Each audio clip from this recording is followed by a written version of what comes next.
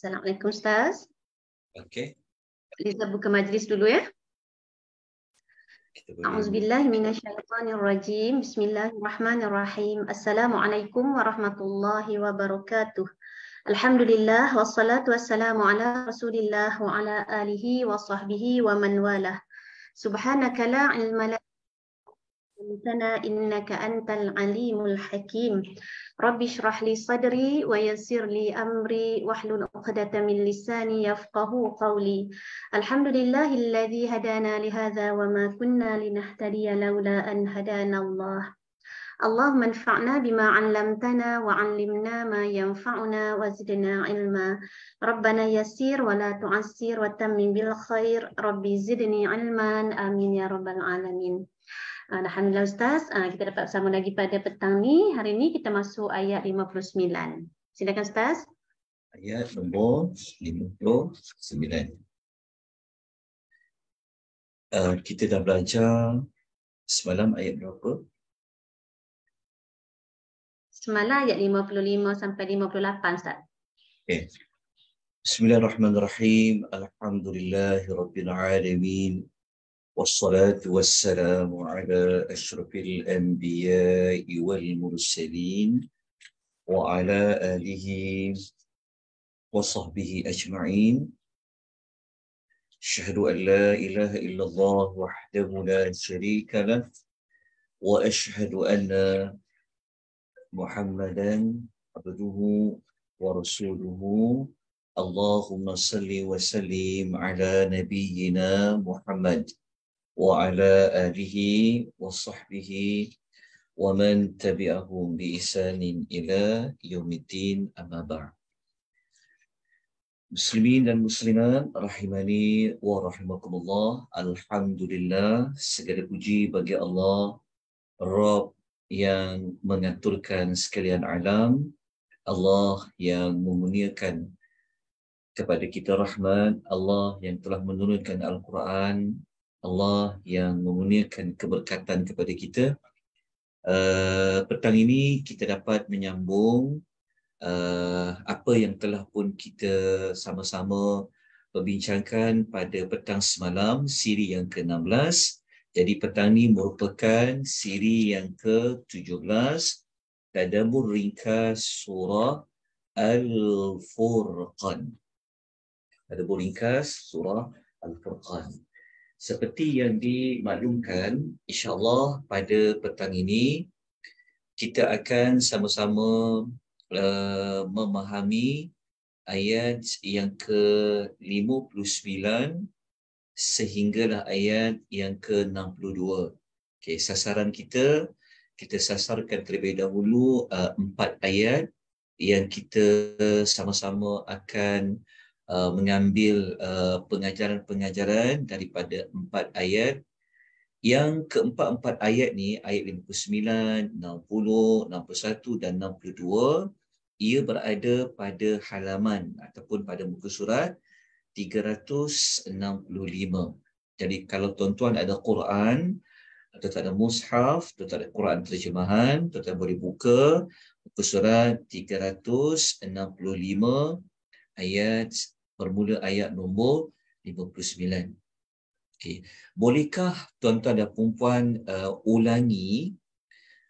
Sebelum ini kita dah menemukan berapakah dalil, berapakah bukti-bukti yang menunjukkan keesaan Allah Azza wa Jalla. Ada dah berapa bukti? Bermula daripada 7 bukti dah. Kita dah jumpa 7 bukti. Okey, 7 bukti sehingga ayat nombor 58. 58 sampai ayat 58 saja kan? Yang kita belajar sampai 58, tapi Ustaz cakap semalam ayat 58, 59, 60 tu adalah bukti ke-7. Okey, betul. Ia adalah menjadi bukti yang ke-7, 58, 59, 60, bukti yang ke-7 ya. Okey. Ya. Baik, tuan-tuan dan puan-puan rahimani wa rahimakumullah. ayat 59, ada sesiapa ingin membaca ayat, kemudian membaca terjemahan ayat. Ada sesiapa? Ayat 59. Silakan. Pembukaan Kak Liza baca dulu. Okey, Kak, Nanti boleh bagi tak? yang lain. Boleh, Kak. Yang lain tu dia orang segan tu. Silakan, Kak. Oh. أعوذ بالله من الشيطان الرجيم الذي خلق السماوات والأرض وما بينهما في 6 أيام ثم استوى على العرش الرحمن فاسأل به خبيرا. Yang menciptakan langit dan bumi dan apa yang ada di antara keduanya dalam 6 masa. Kemudian dia bersemayam di atas arash, dialah yang maha pemurah, maka tanyakanlah tentang Allah kepada orang yang lebih mengetahui, itu Nabi Muhammad sallallahu alaihi wasallam. Sallallahu alaihi. Apa dia, Kak? Tanyalah kepada orang yang lebih mengetahui dalam kurungan tu Muhammad. Oh, okey. Pertama, Kak Liza baca terjemahan ayat 59 tu, rujuk terjemahan siapa tu? Terjemahan kitab apa tu? Ni apa? Kak Liza punya Al-Quran Firdaus. Firdaus cetakan? Cetakan mana dia? Kamu nak tengok tak mana? Kau nak tengok tak cetakan tu? Sekejap. Yang ni kinetik punya ni. Penerbit Karya Bestari Ustaz. Karya Bestari. Okey. Karya Bestari. Okey. Pertama, kalau untuk terjemahan ayat ya, seboleh-bolehnya, kalau boleh tuan-tuan dapatkan terjemahan Pimpinan Rahman yang terbaru. Dapatkan, saya tak kata salah pada terjemahan tadi, tapi ada ayat yang tu ada. Kak Liza ada Pimpinan Rahman, tapi yang cetakan lama lah Ustaz, tak ada yang baru, tak beli dah lah, dah ada yang lama. Kejap.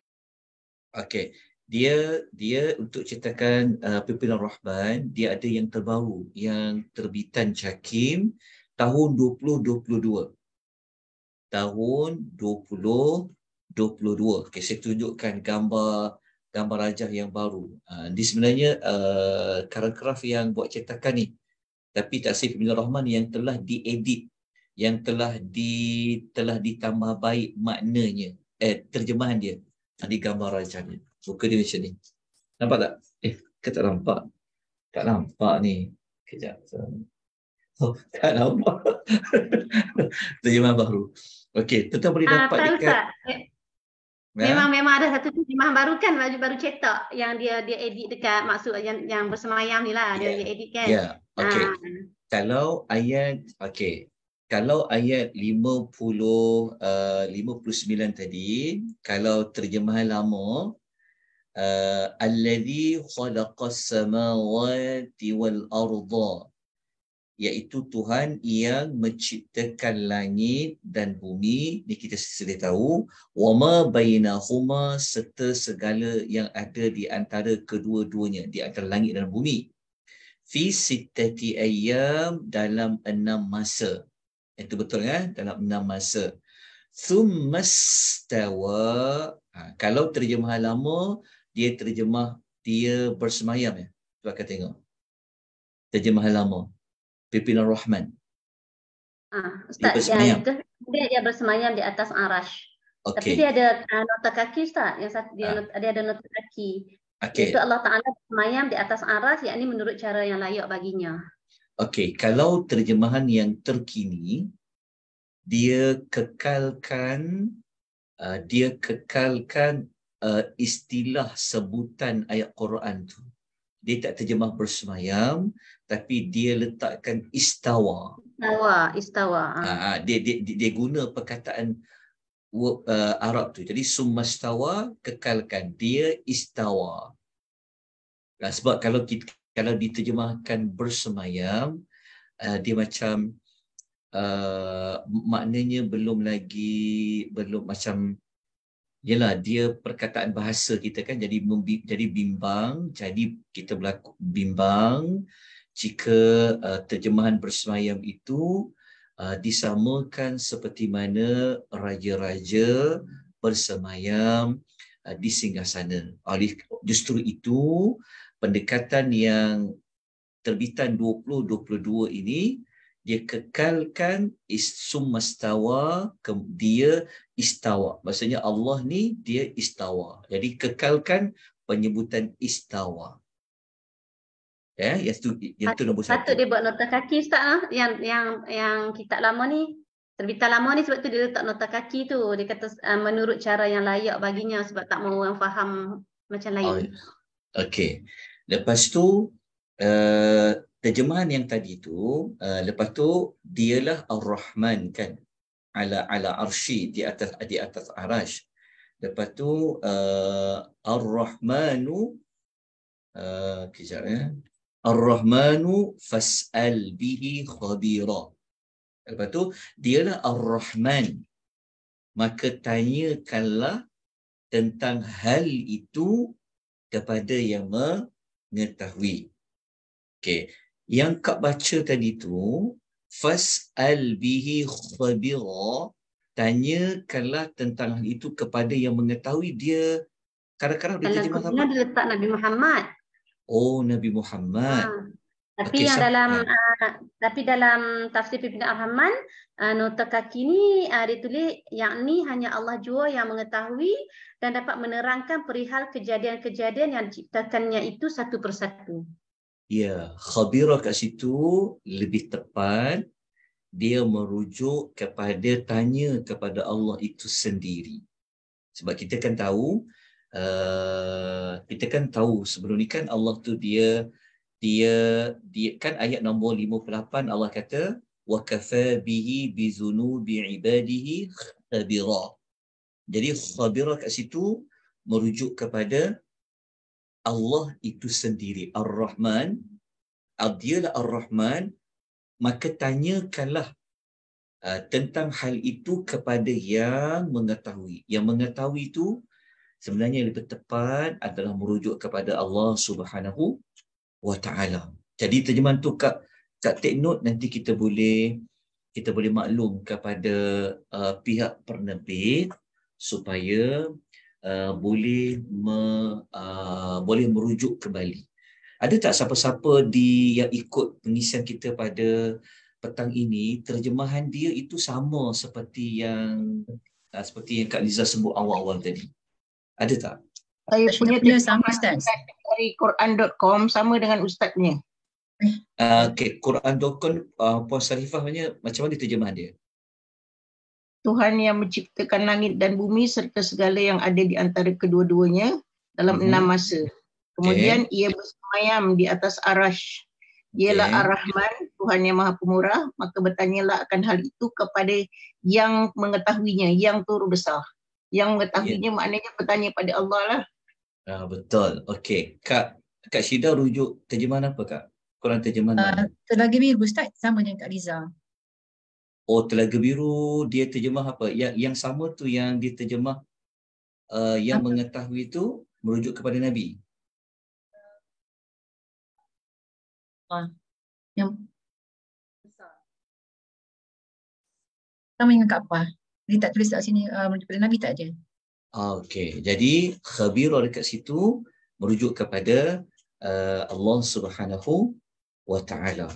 Okay, jenazah itu pertama terjemahan kita ni kena pastikan dia guna yang terbaiklah, bukan apa, sebab dalam dunia penulisan ilmiah, kalau macam pelajar-pelajar nak tulis tesis dan sebagainya, maka memang dianjurkan supaya merujuk kepada Quran terjemahan pimpinan Ar-Rahman. Merujuk kepada pimpinan Ar-Rahman dan boleh dapatkan yang terkini. Kalau tuan-tuan nak beli Quran yang terkini, saya baru dapatkan Quran ni, saya beli di Pustaka Mukmin dekat Jalan Tun Abdul Rahman. Dia dekat je dengan Sogo. Dan kedai tu ada banyak buku-buku. So dia pergilah dapatkan terjemahan Pimpinan Rahman cetakan 2022. Baik, tuan-tuan dan puan, rahimani wa rahimakumullah. Ya, ya. Ustaz, maknanya nanti Ya. Ustaz kena maklumkan dekat Karya Bestari lah ni, Kak tengok Mhm, dekat Amazing Quran Kak pun dia tetap terjemah Muhammad dekat situ. Itulah. Dia Karya Bestari jugalah. Yang ni Karya Bestari juga kalau yang Amazing Quran ni. Ya, Maknanya saya memang Karya Bestari memang terjemah macam tu lah. betul. Saya baru-baru, saya pun sebenarnya tak tahu yang Pimpinan Rahman ada terjemahan yang terbaru. Tapi setelah saya hadir di Karangkerah baru ni kan, dia ada buat satu pesta, dia ada buat satu jualan gudang. Okay, masa dia buat jualan gudang tu, saya sempat berjumpa dengan pihak yang terlibat mencetak tafsir Pimpinan Rahman yang terbaru tu. Lepas tu yang saya tahu ada terjemahan yang terbaru. So saya tanyalah saya tanya kepada Encik Ahmad Yani. Jadi saya tanya pada beliau, apa perbezaan cetakan Pimpinan Rahman yang lama dan yang terbaru? Adalah beberapa penggunaan perkataan telah diubah seperti tadi. Kalau lama dia terjemah istawa tu adalah bersemayam. Kan? Tetapi kalau yang terbaru dia kekalkan dengan istilah istawa, kekalkan dalam bahasa Arab. Okey. Dalam puan rahimani wa rahimakumullah, kita lanjutkan perbincangan ayat nombor 59. Okey, ayat nombor 59 ni kalau kita kaitkan dengan ayat nombor 58, okey, ayat yang sebelum ayat 59 ni, ayat 58, kita dah belajar pada hari semalam, Allah perintahkan kita bertawakal. Bertawakal kepada siapa? Bertawakal kepada Tuhan yang hidup abadi selama-lamanya, Tuhan yang mencipta, Tuhan yang kita kata kesempurnaannya itu hebat. Pada ayat nombor 59 kan? 58. Okey, ayat 59 ni dia boleh jadikan sebagai fungsi menerangkan mengapa kita perlu bertawakal kepada Allah yang Maha Hidup, yang kekal selama-lamanya. Kan? Sebab dalam ayat 58 tu menerangkan Tuhan yang kita tawakal tu adalah Al-Hayyil Ladzi la Yamutu, kan saja. Tapi ayat 59 dia membantu lagi memberikan jawapan.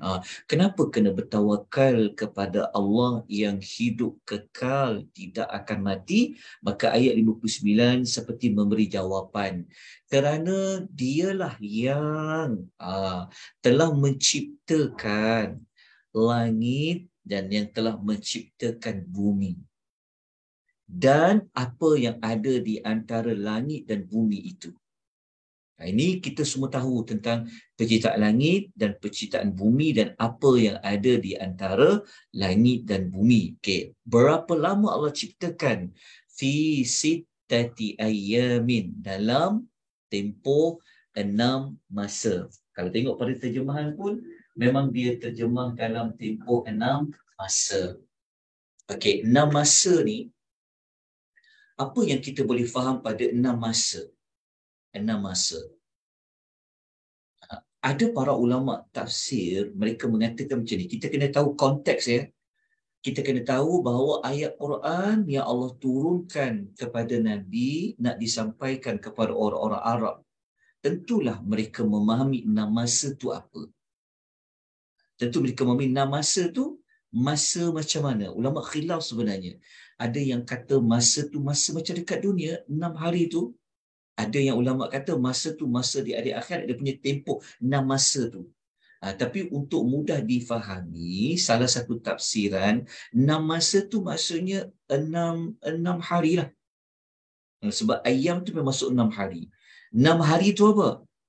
6 hari tu, kalau hari pertama, maklum, iaitu Ahad, Isnin, Selasa, Rabu, Khamis, Jumaat. Okey, itu 6 masa. Okey. Dalam Al-Quran, pernah jumpa tak surah-surah lain yang ada menyebutkan Allah ciptakan langit dan bumi ni dalam tempoh 6 masa. Pernah jumpa tak? Pernah dengar? Sajadah. Sajadah. Ada. Okey, betul. Antara surah yang ada menyebutkan penciptaan langit dan bumi 6 masa ni, tuan boleh salin. Yang pertama, kita akan jumpa dekat suratul Al-A'raf, surah nombor 7 ayat nombor 54. Dalam suratul Al-A'raf, surah nombor 7 ayat 54. Kemudian dalam surah Yunus, surah yang ke-10 ayat nombor 3. Surah Yunus, surah 10 ayat nombor 3. Kemudian dalam surah Hud, surah yang ke-11 ayat nombor 7. Hud 11 ayat nombor 7. Dalam surah Sajadah, seperti yang Kak Cida sebut tadi itu, surah nombor 32 ayat nombor 4. Okey, tempat yang keempat dalam surah Furqan yang kita sedang belajar ni. Kemudian tempat yang kelima boleh jumpa dalam surah Qaf, surah nombor 50 ayat 38. Surah 50 ayat 38, dan kita boleh jumpa sekali lagi penciptaan langit dan bumi dalam masa 6 masa ni dalam surah Al-Hadid ayat nombor 4, surah ke-57. Ya, surah yang ke-57 ayat yang keempat suratul Hadid. Okey. Itulah di antara tempat-tempat di dalam Al-Quran yang Allah menceritakan bahawa dia mencipta langit dan bumi ni dalam tempoh 6 masa. Okey, kenapa sampai perlukan 6 masa? Kita pun sudah mengetahui Allah Ta'ala ni, dia tak perlulah beberapa masa, betul tak? Tak perlu beberapa hari nak cipta langit dan bumi ni. Tetapi, apa hikmah dia menciptakan langit 6 masa ni? Sebenarnya Allah nak menunjukkan bahawa dalam melakukan sesuatu, ia perlulah dilakukan secara bertahap. Daripada satu fasa kepada satu fasa. Okey. Kalau Allah cipta langit dan bumi 4 hari, cipta langit dan bumi 6 hari, tuan tahu kan Allah cipta langit itu berapa hari? 2 harilah. Okey, tak apa, itu kita tinggalkan maklumat tu, nanti kita cari maklumat lanjut. Okey, sekarang ni tuan-tuan dan puan-puan rahimani wa rahimakumullah, kita terus kepada perbincangan.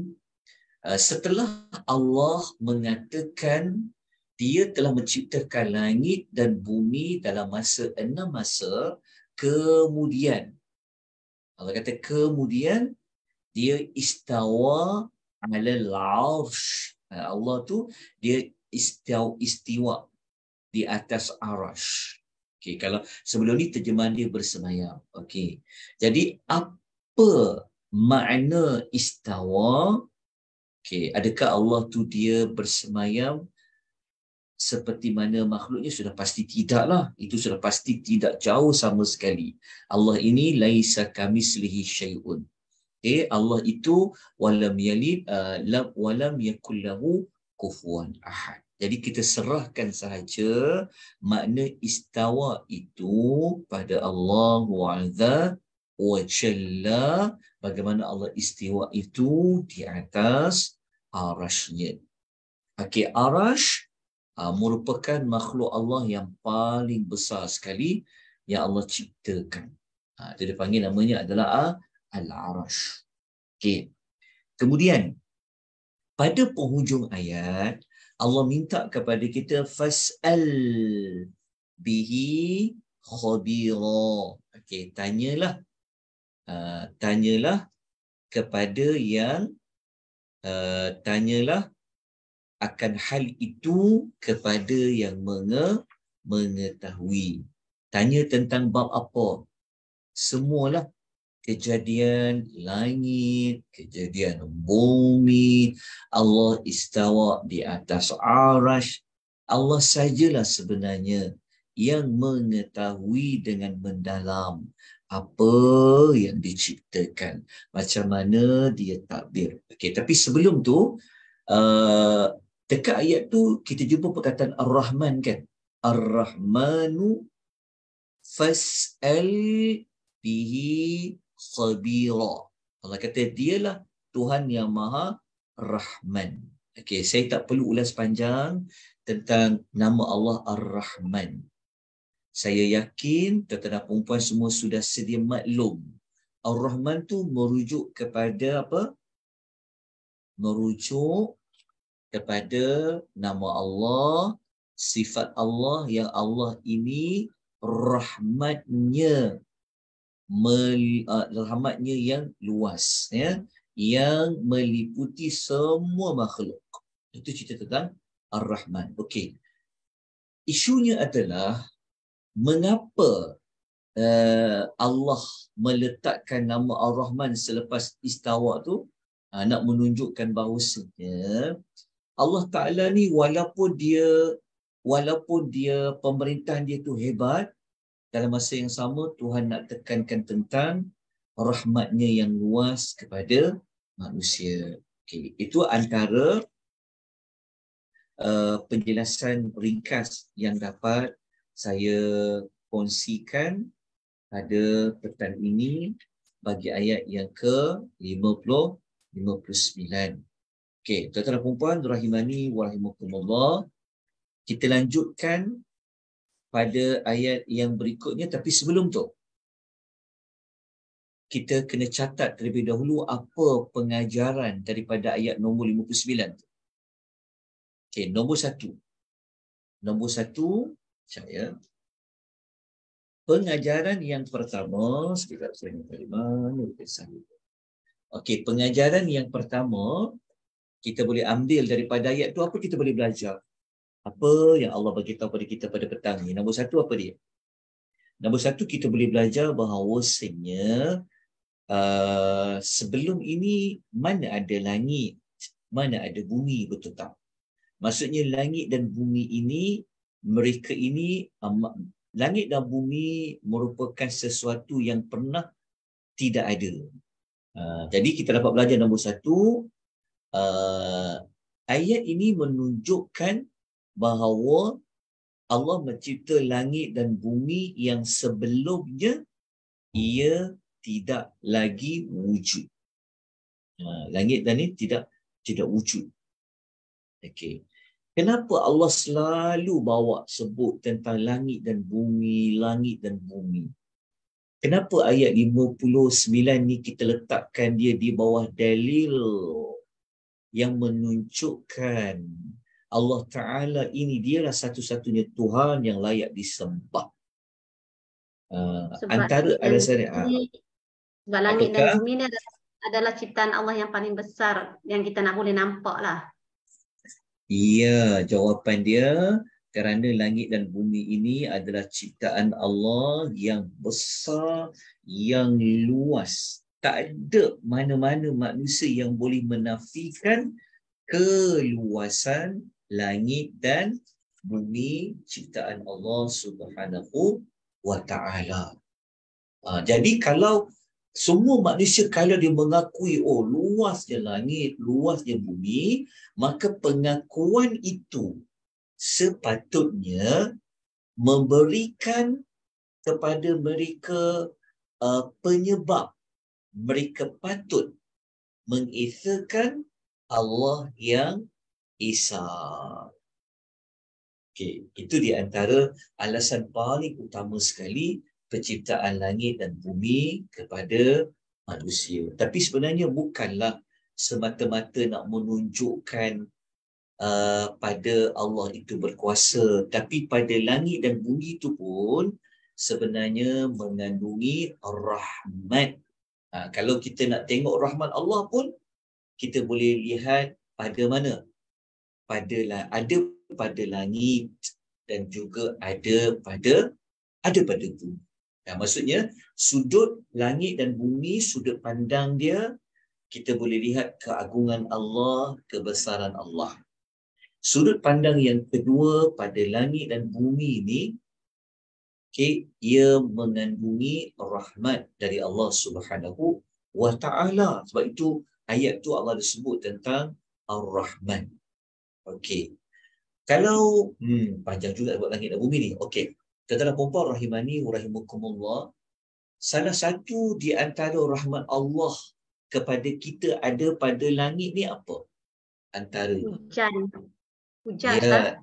ya, langit tu memang sumber kepada turunnya hujan. Sebab sekarang ni pun memang turun hujan ni. Betul ni. Memang hujan sedang turun lebat ni. Alhamdulillah. Okey, hujan. Maknanya sumber air kan kepada kita semua. Semua orang faham. Okey, begitu juga dengan bumi. Bumi ni tempat kita nak mendiami, tempat kita cari rezeki dan sebagainya. Okey, kita pendekkan perbahasan itu. Kemudian kita terus pergi kepada pengajaran yang kedua yang kita dapat belajar di sini.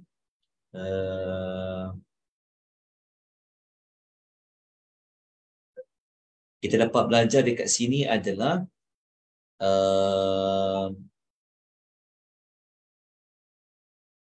kejap ya. Okey, kita dapat belajar dekat sini hikmah. Kenapa Allah menyebut 6 masa tu kita kena catat. Okey. Hikmahnya di sini kita menunjukkan bahawasanya setiap sesuatu yang kita lakukan mestilah ia bergantung kepada apa? Mestilah ia berdasarkan kepada tahap-tahap dia lah. Okey, kita tak boleh buat sesuatu benda tu sekaligus. Kita nak faham Quran, tak boleh secara sekaligus. Pelan-pelan, bertahap. Macam tu juga kita nak pandai baca Quran. Belajar dulu sebut huruf dia, betul tak? Dah belajar tahu sifat huruf, tebal, nipis, baru masuk kepada tajwid. Lepas tajwid masuk tahap pula kepada apa? Tartil. Lepas tartil, pergilah kepada tafsir, pergilah kepada tadabbur. Begitulah sebenarnya antara pelajaran yang kita boleh belajar dari Allah Azza wa Jalla. Okey, yang ketiga, dan ini yang ketiga sudah pasti, yang ketiga ini kita dapat belajar tentang kesempurnaan kekuasaan Allah Subhanahu wa Ta'ala, kerana langit dan bumi adalah ciptaan Allah yang azim, ciptaan langit yang sangat agung. Okey, nombor 4, kita dapat belajar dekat sini Allah itu beristiwa di atas arasy-Nya. Allah tu istiwa di atas arasy-Nya. Bagaimana? Kita serahkan kepada Allah Azza wa Jalla. Kita tidak diberitahu kaifiahnya bagaimana, tapi kita beriman sebab Allah yang bagi tahu dia beristiwa di atas arasy, bagi kita pun menetapkan apa yang Allah tetapkan. Okey, pengajaran nombor berapa yang lain? Nak masuk nombor berapa ni? 5, Ustaz. Yang kelima, kita dapat belajar Allah itu memiliki sifat rahmat. Allah itu memiliki sifat rahmat yang meliputi, yang mengenai kepada semua makhluk dia, di jami'il khalqi, semua makhluk dia, rahmat. Okey. Kemudian pelajaran nombor berapa ni? 6. Kemudian yang ke-6. Okey, yang ke-6 ni kita ambil ayat yang fas'al bihi khabira. Kita dapat belajar yang ke-6. Kalau kita nak tahu, kalau kita nak kenal Allah, kalau kita nak tahu tentang Allah, tidak lain dan tidak bukan, kita kena tanya kepada yang lebih mengetahui lah. Siapa dia? Allah itu sendirilah. Maksudnya, yang lebih tahu tentang dirinya adalah Allah itu sendiri. Tapi macam mana kita nak bertanya kepada Allah? Kita nak bertanya kepada Allah itu yang Allah turunkan ayat-ayat Al-Quranul Karim. Kemudian kita dapat penjelasan daripada Rasulullah sallallahu alaihi wasallam. Itulah pengajaran ringkas yang kita boleh ambil daripada ayat nombor 59. Okey, kita masuk kepada ayat nombor 60. Okey, silakan ayat nombor 60. Siapa nak baca ni ayat nombor 60 ni? Silakan. Kak Syida puasa lagi ke tu? Tak. Puasa dah kan? Kita tadi baca Ustaz, minta maaf Ustaz. Tak Okey, boleh okey, Kak. baca. Okey. Minta maaf ya. Okey, okey. Tak apa, Kak. Boleh tahu? Okey. Kak Tun ke siapa nak baca ke? Siapa nak baca tu, Meh? Fini Ayat ke? nombor Siapa ayat ni? Ada siapa 60. kat sini? Ayat 60. Tak baca lagu pun tak Lili lah, apa. Lili. Lili baca Lili. Boleh ke? Tak kata baca pun boleh. Boleh. Silakan. Ayat A'udzubillahi minasyaitonirrajim. Bismillahirrahmanirrahim. Wa idza qila lahum usjudu lirrahman qalu wa marrahmanu anasjudu lima ta'muruna wa zadahum nufura. Okey, Kak tu bacakan terjemahan dia. Dan apabila dikatakan kepada mereka yang musyrik itu, sujudlah kamu kepada Ar-Rahman, iaitu Tuhan yang Maha Pemurah.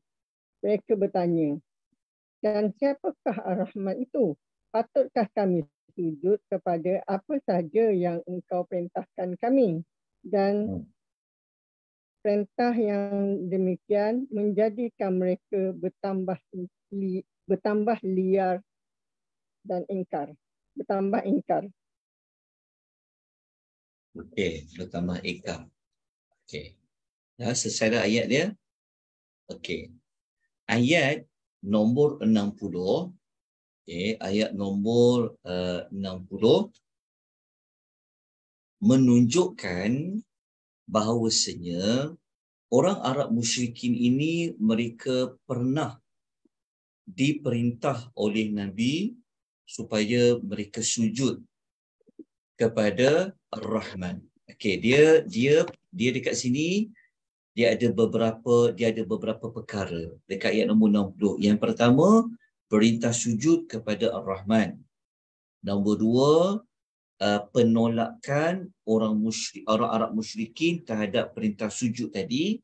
Dan nombor 3, setelah diperintahkan sujud kepada Ar-Rahman menyebabkan mereka ini bertambah jauh daripada nak beriman.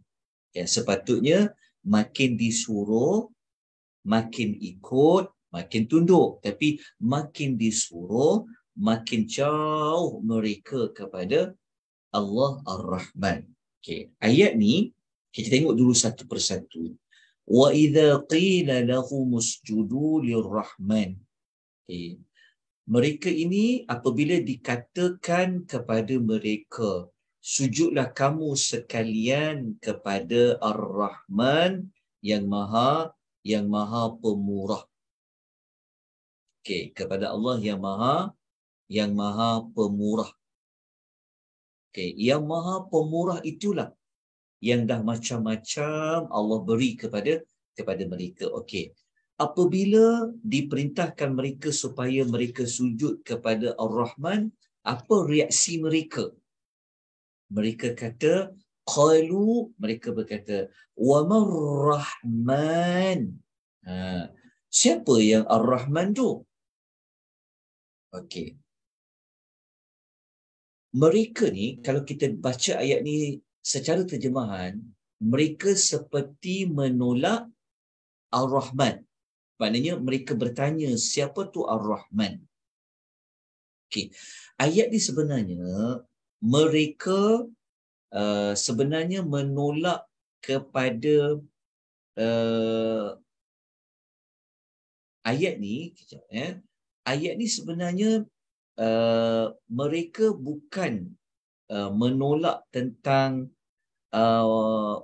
mereka bukan menolak tentang Allah, tapi mereka tak setuju nama Ar-Rahman tu. Mereka maknanya mereka mengingkari nama Ar-Rahman tu. Tuan faham tak?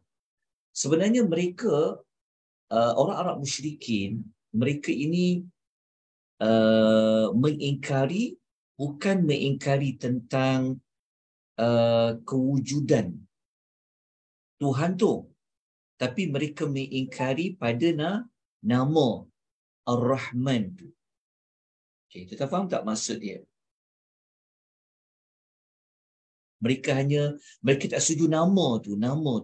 Sedangkan kalau mereka setuju nama Allah itu mereka setuju, mereka boleh terima. Kenapa mereka tak boleh menerima nama Ar-Rahman? Sedangkan nama Ar-Rahman itu merujuk kepada Allah juga. Okey, kalau nak lebih jelas, mari kita rujuk. Okey, cuba tuan-tuan lihat. Surah Al-Isra ayat 110. Cuba tengok dalam surah Al-Isra, surah nombor 17, ayat 110, muka surat 571. Muka surat 571. Dekat dalam ayat tu, ayat 110 tu, kita akan dapat maklumat lanjut yang membantu kita menafsirkan ayat. Kenapa mereka tanya dekat Rasulullah, siapa Ar-Rahman yang kena sujud tu? Kenapa? Okay, cuba baca ayat nombor 110. Siapa boleh tengokkan ayat dia?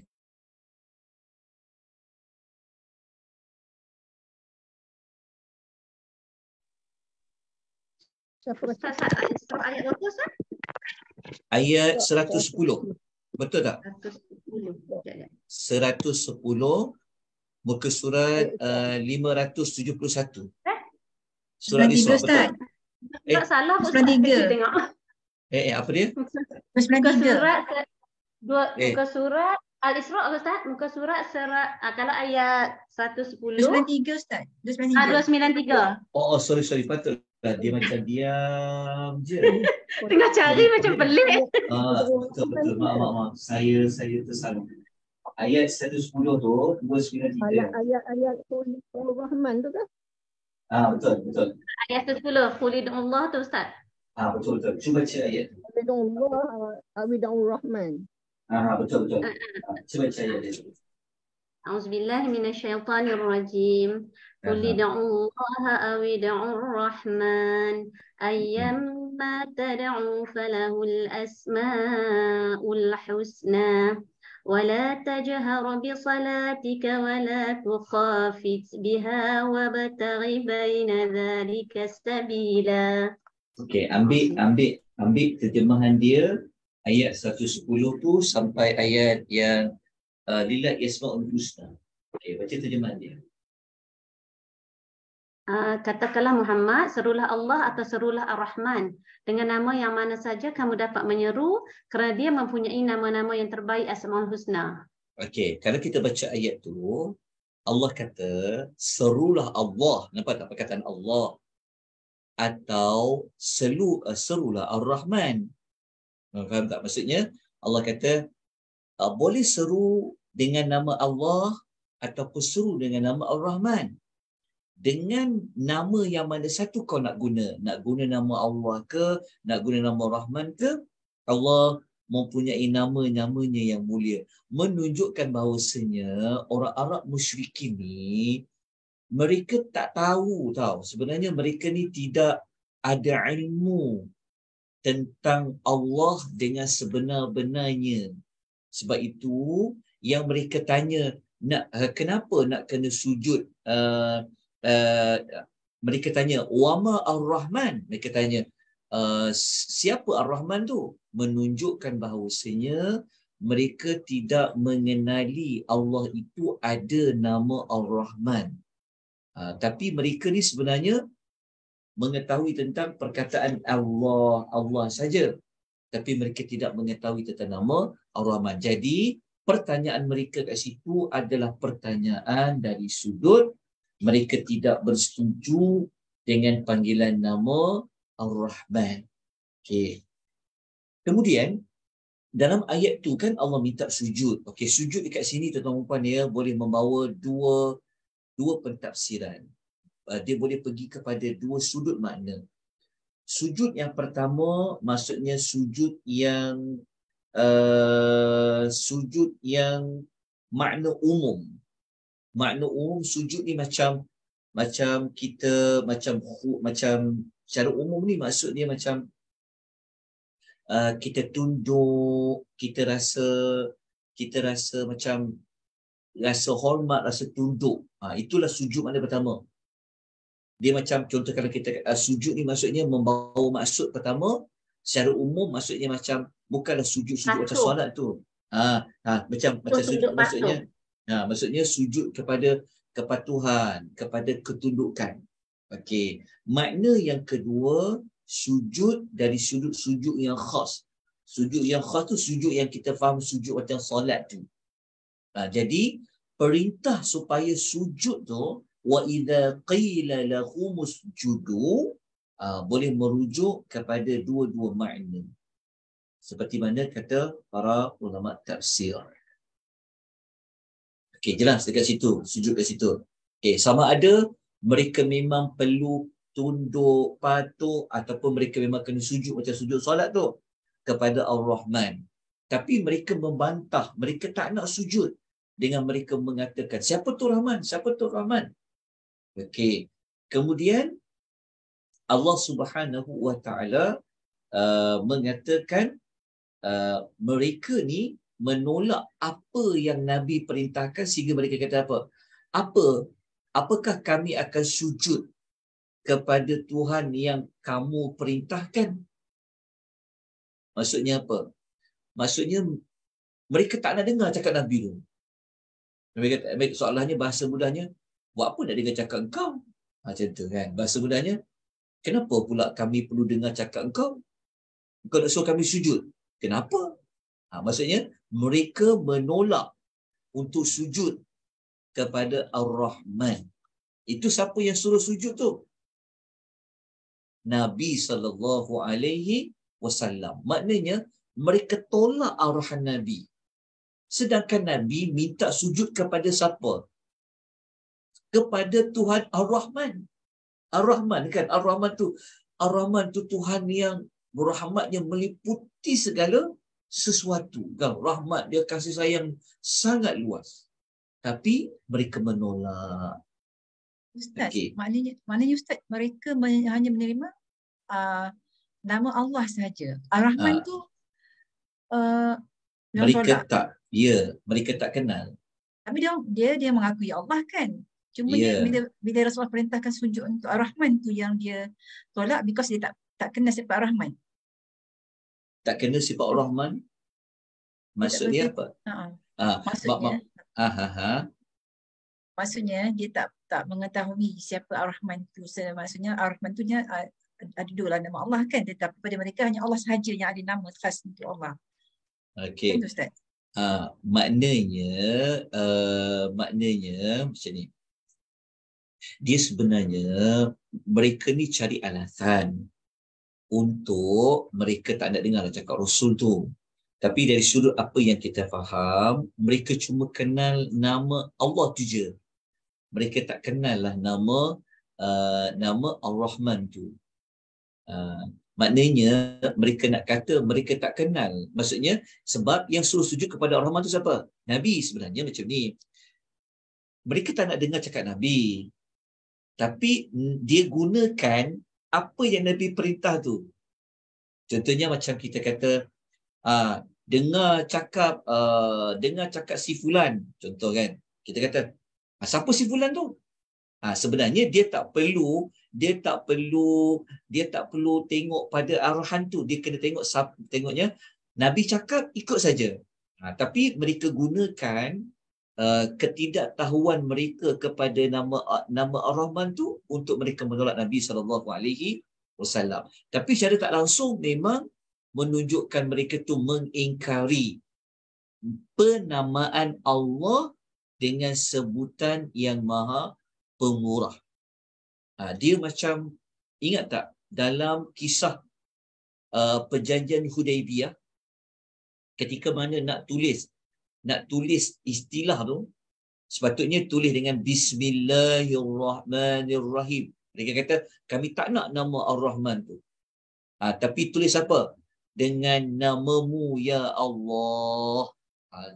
Dia tak nak nama Ar-Rahman, tapi dia nak nama Allah je. Tapi sedangkan kita baca tadi ayat 110 surah Al-Isra, engkau sebut Allah ke, kau sebut Ar-Rahman ke, sebenarnya sama. Okey. Kemudian mereka pun menggunakan alasan itu untuk mereka kata, kenapa kami perlu dengar arahan engkau Muhammad? Maknanya mereka tolak perintah Nabi supaya mereka sujud kepada Allah dalam dua sujud tadi itu. Okey. Dan perintah sujud tadi itu wazadahum nufura, menambahkan mereka jauh lagi daripada iman. Makna kata, bukan makin dekatkan mereka kepada Allah, tapi makin bawa mereka jauh dari Allah Subhanahu wa ta'ala. Itu sebenarnya dipanggil sikap apa? Sikap degil. Sikap sombong. Okey. Jadi antara yang digunakan adalah apa? Penamaan nama Ar-Rahman itu sendiri. Okey. Tuan-tuan dan puan-puan, ayat nombor 60 ni apa yang kita boleh dapat belajar? Okey, saya minta tuan-tuan dan puan-puan tolong membuat catatan. Okey, catatan pertama, tuan-tuan, pelajaran pertama yang kita dapat belajar daripada ayat 60 ini, nombor 1. Nombor 1 kita dapat belajar perangai orang-orang kafir ni, kebiasaan orang-orang kafir ini, mereka akan mengingkari apa yang mereka tidak tahu. Mereka akan mengingkari apa yang mereka tidak tahu. Sepatutnya tak tahu, diberitahu, ikutlah. Tapi mereka menggunakan yang mereka tak tahu tu untuk mereka apa? Untuk mereka menolak. Maksudnya kita boleh kata pengajaran nombor 1, tabiat. Orang kafir ni dia akan mengingkari apa jua nasihat, peringatan bagi apa yang mereka tak tahu. Ingat tak sebelum ni yang mereka guna alasan apa? Diguna alasan nenek moyang. Ke dalam surah lain surah ni surah ni juga ke? Ke saya baca surah lain tu? Kejap. Ingat tak yang mereka kata apa? Mereka guna itu dalam sinopsis, maafkan saya silap. Sebab orang-orang kafir ni dia selalu guna dia selalu guna benchmark dia nenek moyang mereka. Dia kata macam ni, nenek moyang kami tak tahu pun, nenek moyang kami tak buat macam tu pun, tak ada pun orang tegur nenek moyang kami, dia macam tu. Jadi macam itulah dia guna alasan dia yang dia tak tahu tu, dia tak nak buat. Boleh faham tak maksudnya? Macam kita kata kan, buatlah benda ni, amal ni sunnah. Orang cakap apa? Tak ada orang buat pun. Macam tu. Maksudnya dia mengingkari ajakan tu melalui apa yang dia tidak ketahui. Okey. Pelajaran nombor 2 yang kita dapat belajar, nombor 2. Okey, kita dapat belajar dekat sini penolakan terhadap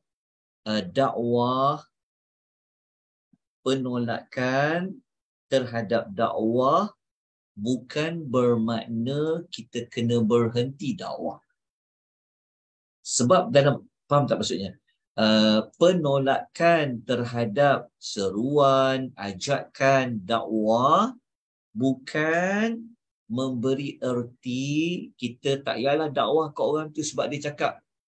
Engkau cakap apakah aku tak nak dengar. Kalau orang dicakap macam tu, bukan bermaksud kita kata, kalau tak nak dengar, sudahlah. Bukan maksudnya macam tu. Ayat yang tu yang mereka cakap kepada Nabi. Kenapa kami perlu dengar cakap engkau nak sujud kepada Ar-Rahman? Jadi, menunjukkan penolakan mereka kepada Nabi.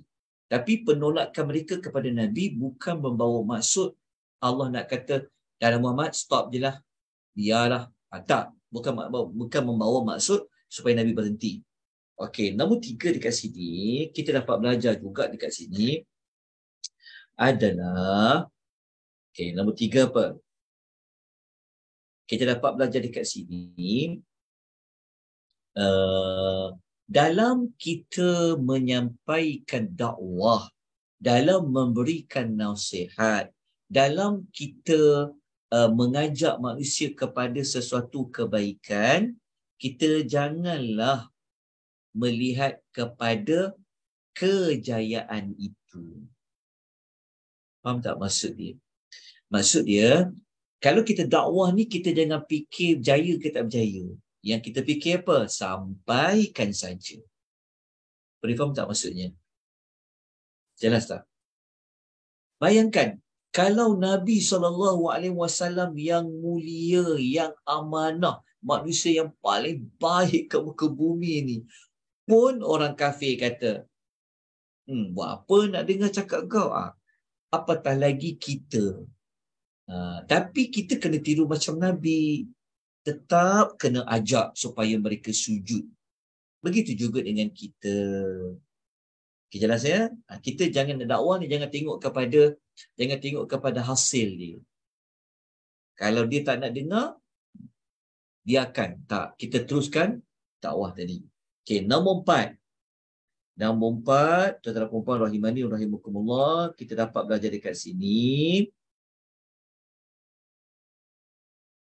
Nombor 4 adalah penolakan sesuatu ajakan ataupun dakwah bukanlah menunjukkan kelemahan, kekurangan pada orang yang menyampaikan. Faham tak maksud dia? Maksud dia kita dapat belajar dekat sini, kalau Rasul itu yang sempurna dari sudut tingkah lakunya, akhlaknya, itu pun orang tolak, kan? Maksudnya penolakan, kita tahu kan, kalau kita baca dalam ayat tu, kalau kita baca dekat ayat tu kan mereka tolak kan, mereka cakap dekat Nabi, betul tak? Bukan makin ikut, tapi makin apa? Makin nufur kan, makin jauh. Menunjukkan bahawa takkan kita nak salahkan Nabi. Maknanya orang berpaling ke belakang lagi jauh daripada dakwah tu bukan menunjukkan yang menyampaikan itu bermasalah, yang menyampaikan itu lemah, yang menyampaikan itu tak betul. Itu bukan jadi kayu pengukur dia. Maksud dia penolakan daripada pihak yang menerima nasihat bukanlah menunjukkan kepada kekurangan yang ada pada pendakwah. Walaupun adalah sedikit, tapi Nabi itu pun orang tolak. Jadi secara tak langsung, tuan-tuan, ayat ni berikan semangatlah kepada kita semua. Pernah kan kita lalui, makin kita nasihat dia, makin dia lari dekat kita, betul tak? Makin kita nak nasihat dia, nak tegur dia, dia pula makin tak tegur kita, makin jauh hubungan dengan kita. Itulah apa yang Nabi SAW lalui. Jadi janganlah kita patah semangat. Okey, nombor 5, kita dapat belajar dekat sini. Kita dapat belajar kat sini sifat Allah Ar-Rahman dan nama Allah Ar-Rahman dan sifat Allah Ar-Rahman lah. Ayat tu menunjukkan Allah tu mempunyai sifat rahmat dan Allah mempunyai nama Ar-Rahman. Okey, nombor 6. Nombor 6, sesuatu maksiat dia akan membawa kepada muncul maksiat yang lain. Satu maksiat akan menimbulkan satu maksiat yang lain. Maksud dia apa? Apa maksiat orang Arab musyrikin tadi boleh? Ustaz, nombor 6. Suara putus-putus lah. Oh, nombor 6. Tolong ulang. Terima kasih. Nombor 6, sesungguhnya maksiat ini dia akan membuahkan maksiat yang lain. Maksudnya kalau buat satu maksiat, dia boleh sambung menimbulkan lagi maksiat-maksiat yang lain. Okey, ini kita ambil daripada ayat wazadahum nufura. Kalau kita baca wazadahum tu maksudnya dan menambah. Maksudnya maksiat tu dah ada tetapi menambahkan lagi nufura. Mereka melarikan diri. Apa maksiat yang mula-mula yang ada pada ayat yang kita baca tadi? Apa maksiat yang mereka buat? Kita tolak Ar-Rahman. Mereka menolak. Mereka menolak nama Ar-Rahman tu dan nak menolak dengan cakap Nabi lah. So apabila mereka buat satu kesalahan, so dia akan buah kesalahan lain, iaitu mereka makin jauh. Itulah kesan sesuatu maksiat. Okey, kemudian nombor 7. Sujud menjadi penyebab dapat rahmat. Sujud menjadi penyebab mendapat rahmat. Lepas tu Tuhan kata usjudu lirrahman. Cukuplah 7 kat sini.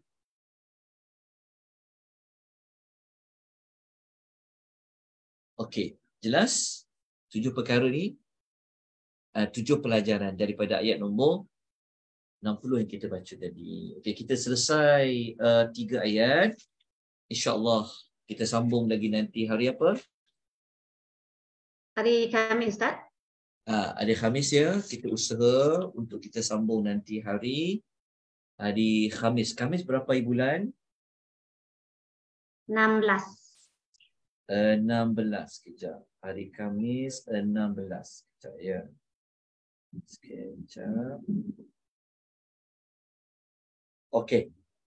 Proceed insya-Allah. InsyaAllah. Kita sambung lagi 1 jam nanti pada hari Khamis ya. Kita sambung ayat 61, 62 dan ayat Khamis mungkin kita dah masuk kepada beberapa kriteria ibadur rahman. Jadi nanti insyaAllah. Sebab kita nak bincang ayat 61, 62.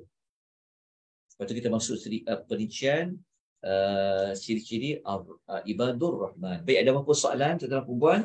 Rahimani wa rahimakumullah. Boleh ikut ke?